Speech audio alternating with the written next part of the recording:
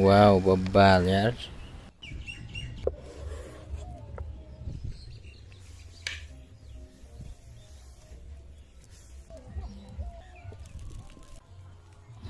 ट्याक्क मासुलाई चाहिँ मैले हैन बोइल गरेर टक्क रेडी गरिसकेको छु। अब चाहिँ हैन अब चाहिँ यसलाई म एकचोटि पखाल्छु हैन। त्यसपछि चाहिँ मैले ट्याक्क कराई बसाउँछु र अनि मैले प्याजलाई पनि काटेर टक्क राखेँ है। अनि हेर्न सक्नुहुनेछ कस्तो बबाल बनाउँछु भन्ने कुरा त अब तपाईहरुले भिडियोमा देखि नै हाल्नुहुनेछ। सो त्यही भएर अब भिडियो अन्तिमसम्म हेर्नु न। अब चाहिँ भने हामीलाई यसले एकलट यस्तो मजाले चलाउनु पर्ने हुन्छ कि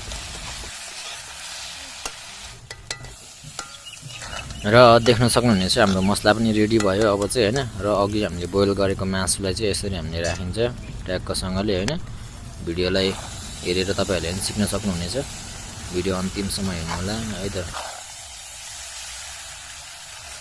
अब यसलाई हामीले एकलट यसरी मजाले चलाउनु पर्ने हुन्छ है त। अनि त्यसपछि चाहिँ बब्बाल हुन्छ है त बब्बाल।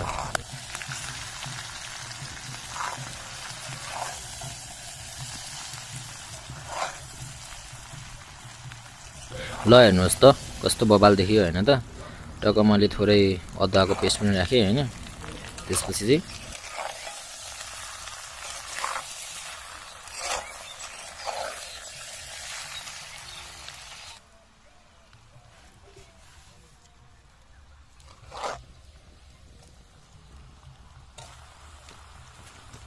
अब चाहिँ हामीले थोरै पानी राख्नुपर्ने हुन्छ यसमा हैन।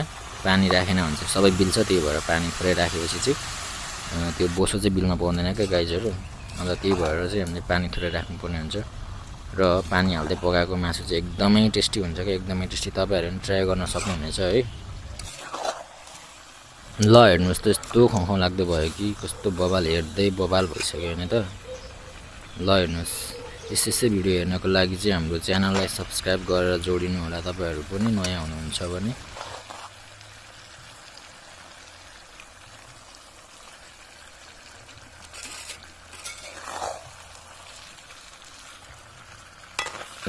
डक्क मुखबाट पानी आउँदैन त गाइस, पानी आउँदैन त भनेको। ओहो यो हो नि त बनाउनु।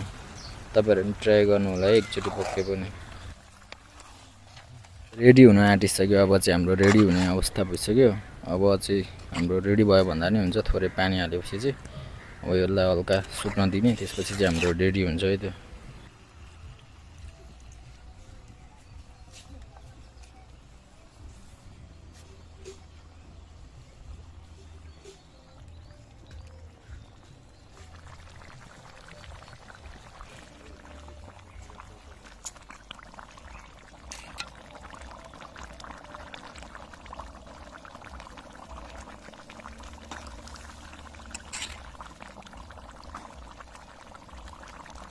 माथिबाट धनिया पनि थोरै राखौँ है यस्तो मजाले। धनियालाई टपअप गरिसकेपछि चाहिँ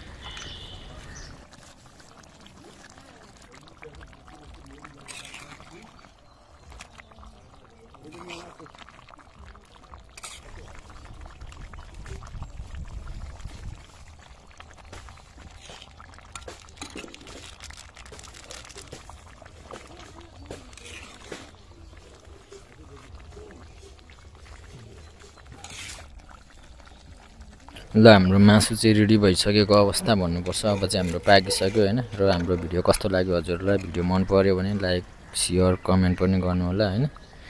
अनि च्यानललाई सब्स्क्राइब पनि गरिदिनु होला। हामी चाहिँ छिट्टै नै यो चाहिँ हाम्रो यति नै भयो र हामी चाहिँ अर्को भिडियोमा भेट्नुपर्छ है त।